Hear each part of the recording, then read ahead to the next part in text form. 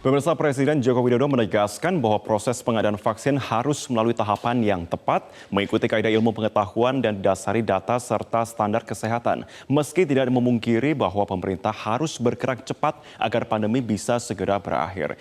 Namun koridor ilmiah pun harus dilalui tahap demi tahap agar keamanan dan efektivitas vaksin benar-benar terjamin. Kita simak datanya berikut ini, pemirsa, di mana kita lihat bersama sebenarnya ada 6 tahapan dari tahap pengujian vaksin. Kita simak yang pertama, bahwa tahap yang pertama dalam tahap uji vaksin adalah tahap eksplorasi berikutnya yang melibatkan penelitian di laboratorium dasar di mana para ilmuwan ini akan meneliti tentang antigen alami atau yang disebut dengan sintesis.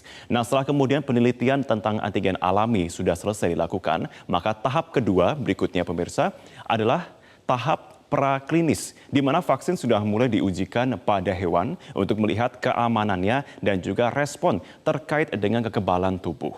Setelah kemudian diujikan kepada hewan, maka akan memasuki ke tahap ketiga. Kita lihat berikutnya.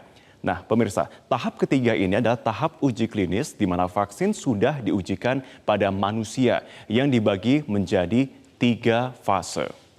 Nah, kemudian kita lihat lagi selanjutnya, fase pertama, vaksin diujikan pada kelompok kecil yang kurang dari 100 orang. Dalam fase ini pengujian dilakukan untuk melihat efek samping dan juga respon imun selama dalam masa pemberian vaksin.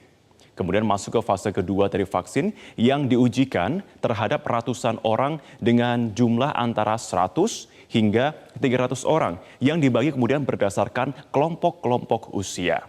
Nah, hasil pengujian ini, pemirsa, ditujukan untuk mengetahui perbedaan reaksi berdasarkan usia. Kemudian akan memasuki ke fase ketiga, di mana fase ketiga ini adalah vaksin sudah diujikan pada ribuan orang, antara 2.500 hingga 10.000 orang. Dan vaksin pun diujikan secara acak.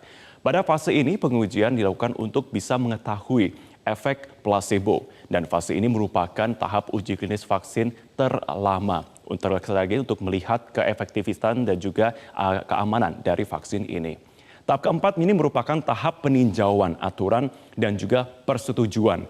Dalam tahap ini di mana pihak berwenang pun menuntaskan hasil vaksin dan menentukan juga vaksin disetujui atau tidaknya.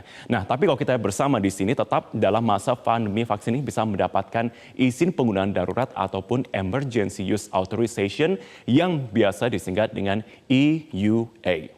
Nah, ketika kemudian sudah disetujui untuk digunakan, maka vaksin akan memasuki ke tahap kelima. Selanjutnya kita lihat lagi, dan juga tahap keenam, yakni tahap produksi dan juga kualitas kontrol. Sekali lagi untuk melihat keamanan dan juga efektivitas dari vaksin ini. Demikian pemaparan saya.